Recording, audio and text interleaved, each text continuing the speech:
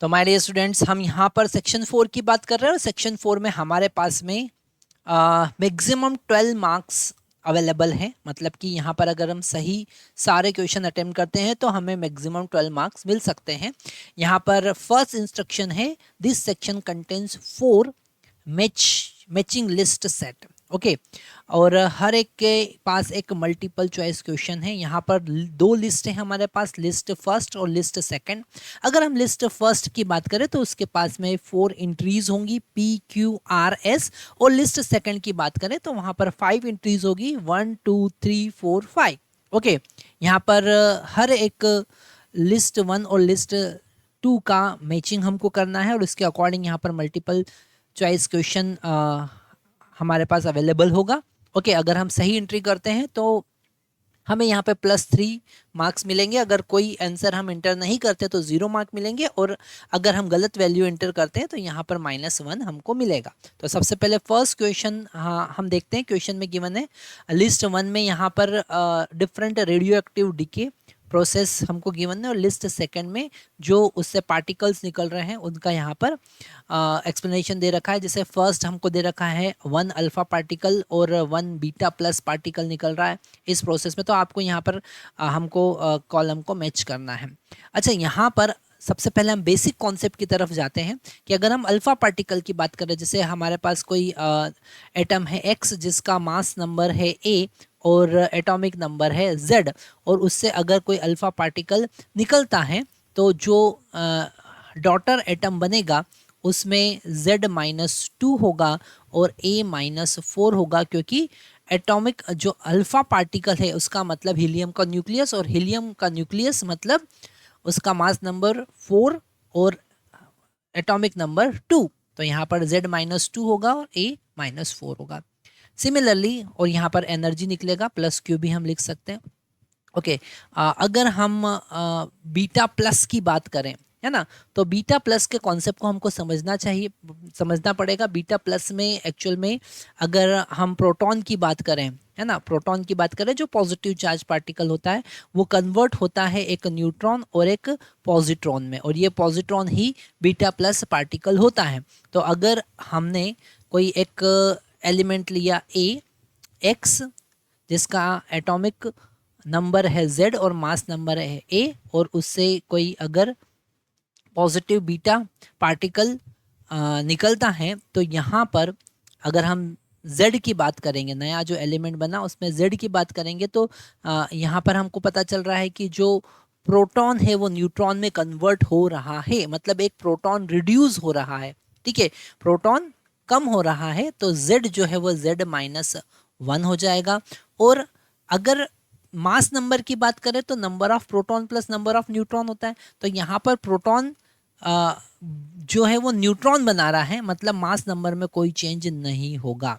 Okay, मतलब यहाँ पर जब कभी हम बीटा प्लस की बात करेंगे तो मास नंबर में कोई चेंज नहीं होगा और एटॉमिक नंबर जो है वो 1 से कम हो जाएगा। सेम एज इट इज अगर हम बीटा माइनस डीके की बात करें तो हमारे पास जो न्यूट्रॉन होता है ना, न्यूट्रॉन कन्वर्ट होता है एक प्रोटॉन में, न्यूट्रॉन कन्वर्ट होगा एक प्रोटॉन में और एक इलेक्ट्रॉन में।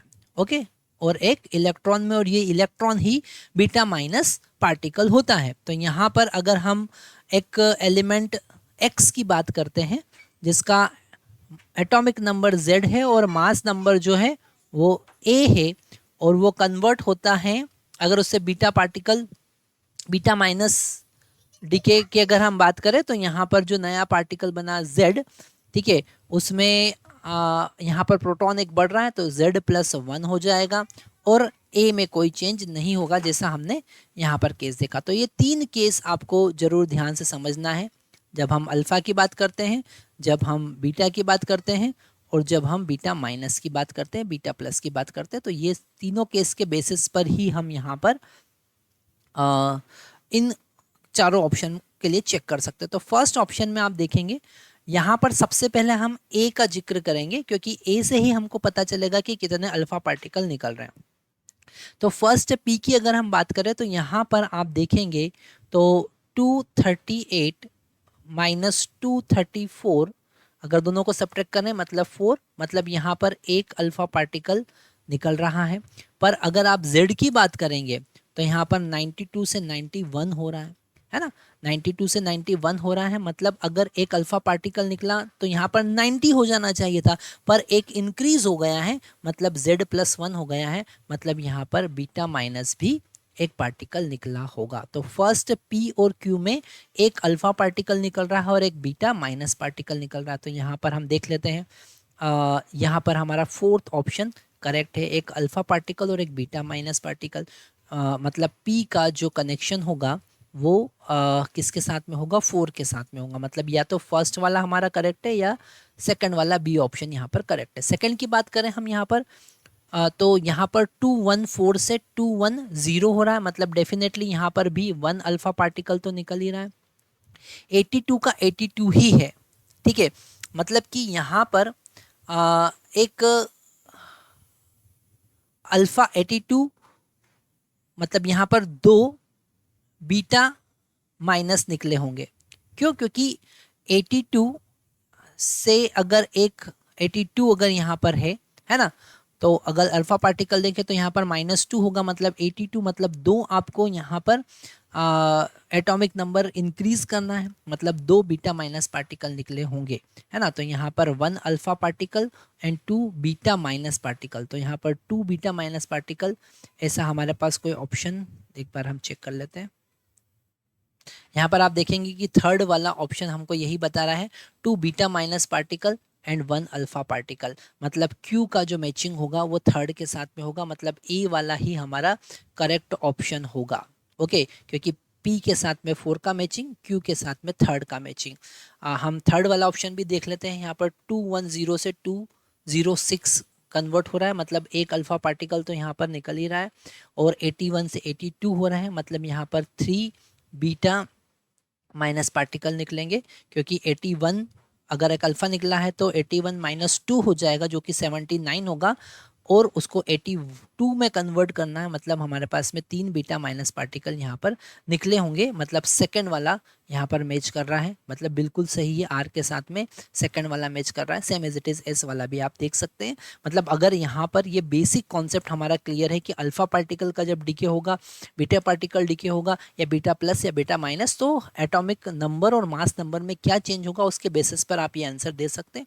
इस टाइप के क्वेश्चन मैक्सिमम हर एग्ज़ाम में पूछे गए हैं। आप अगर जेईई मेंस की बात करें या एडवांस की बात करें, हर एग्ज़ाम में इस टाइप के क्वेश्चन मैक्सिमम टाइम पूछे जाते हैं। तो जब आप न्यूक्लियाई चैप्टर पढ़ें तो ये वाला कॉन्सेप्ट ज़रूर पढ़ लें।